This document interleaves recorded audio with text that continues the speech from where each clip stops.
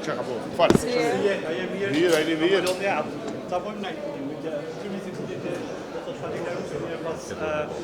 Do certifikimit të rezultateve, do të ftoj partitë politike për konsultime për krimin e institucioneve. Ai të gatshëm ju se AK do të thotë që të merrni pjesë edhe ai do t'i përgjigjet ftesës së tij, po ashtu edhe pritet që do të ketë zgjedhje sa i përket zgjedhjes së presidentit.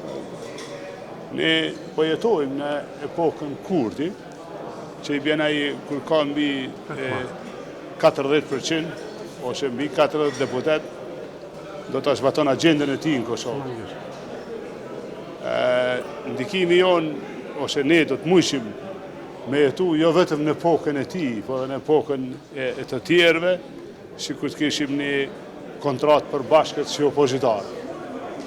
Pra, AK, LDK, PDK, edhe një plan konkret, një kandidaturë konkrete.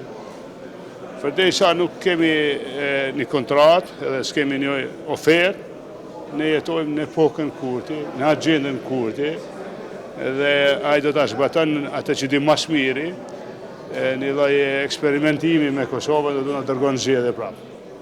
Pa kjo është ajo që e di edhe ajo që po ndodh, nga përvoja ime politike e gjatë, unë po e lexoj këtë. Ju faleminderit shumë. Ha, lutem. Çka ka mira? Tani, e thash edhe një herë, ne jemi në agendën ose në epokën e tij.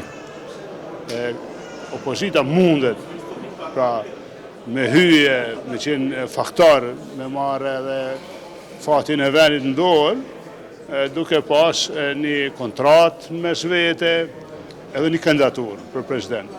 Nëse dikush nga opozita e merr mbështetjen e opozitës, gjithsesi që do ta mbështesja, nëse do t'ishe i propozu, do t'a shqyrtojqa.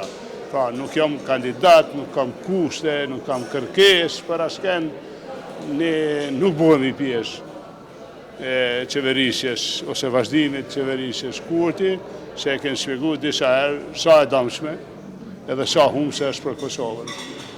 Po, e thashtë dhe njerë, përderisa VV nuk bjen në 40%, do të jetojmë në epokën Kurti, në agendën Kurti, në eksperimentin Kurti. Mujmë me pengu këte, mujmë me ndryshu, vetëm nëse bëhemi bashkë opozita. Faleminderit.